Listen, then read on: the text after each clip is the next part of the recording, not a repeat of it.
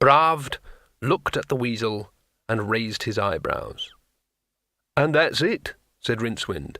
"The luggage caught up with us, don't ask me how. Is there any more wine?"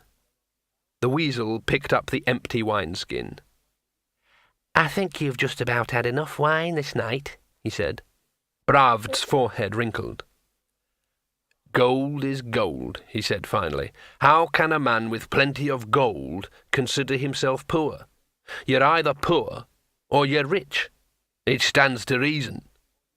Rincewind hiccuped. He was finding reason rather difficult to hold on to. "Well," he said, "what I think is, the point is, you know Octyron?" The two adventurers nodded.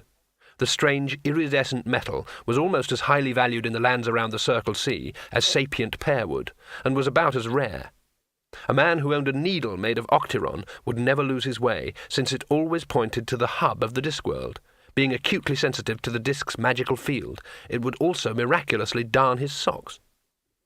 "Well, my point is, you see, that gold also has its sort of magical field, sort of financial wizardry. Economics." Rincewind giggled. The weasel stood up and stretched. The sun was well up now, and the city below them was wreathed in mists and full of foul vapours. Also gold, he decided. Even a citizen of Morpork would, at the very point of death, desert his treasure to save his skin. Time to move. The little man called Twoflower appeared to be asleep. The weasel looked down at him and shook his head. "The city awaits, such as it is," he said. "Thank you for a pleasant tale, wizard. What will you do now?" He eyed the luggage, which immediately backed away and snapped its lid at him. "Well, there are no ships leaving the city now," giggled Rincewind. "I suppose we'll take the coast road to Churm. I've got to look after him, you see. But look, I didn't make it up." Sure, said the weasel soothingly. He turned away and swung himself into the saddle of the horse that Bravd was holding. A few moments later the two heroes were just specks under a cloud of dust, heading down towards the charcoal city. Rincewind stared muzzily at the recumbent tourist. At two recumbent tourists. In his somewhat defenceless state, a stray thought, wandering through the dimensions in search of a mind to harbour it, slid into his brain. "Here's another fine mess you've got me into," he moaned, and slumped backwards. "Mad," said the weasel. Bravd, galloping along a few feet away, nodded.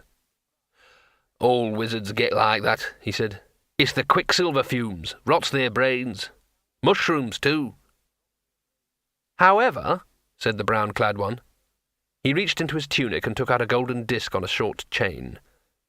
Bravd raised his eyebrows. "The wizard said that the little man had some sort of golden disc that told him the time," said the weasel. "Arousing your cupidity, little friend? You always were an expert thief, weasel." "Aye," agreed the weasel modestly.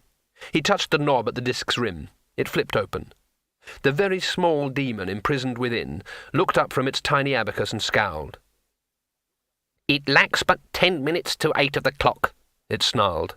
The lid slammed shut, almost trapping the weasel's fingers. With an oath, the weasel hurled the time-teller far out into the heather, where it possibly hit a stone. Something, in any event, caused the case to split. There was a vivid octarine flash, and a whiff of brimstone, as the time-being vanished into whatever demonic dimension it called home. "What did you do that for?" said Bravd, who hadn't been close enough to hear the words. "Do what?" said the weasel. "I didn't do anything. Nothing happened at all. Come on, we're wasting opportunities." Bravd nodded. Together they turned their steeds and galloped towards ancient Ankh and honest enchantments. The Sending of 8. Prologue. The Discworld offers sights far more impressive than those found in universes built by creators with less imagination, but more mechanical aptitude. Although the Disc's sun is but an orbiting moonlet, its prominence is hardly bigger than croquet hoops.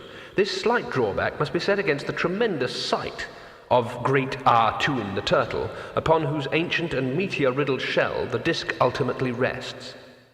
Sometimes, in his slow journey across the shores of infinity, he moves his country-sized head to snap at a passing comet. But perhaps the most impressive sight of all, if only because most brains, when faced with the sheer galactic enormity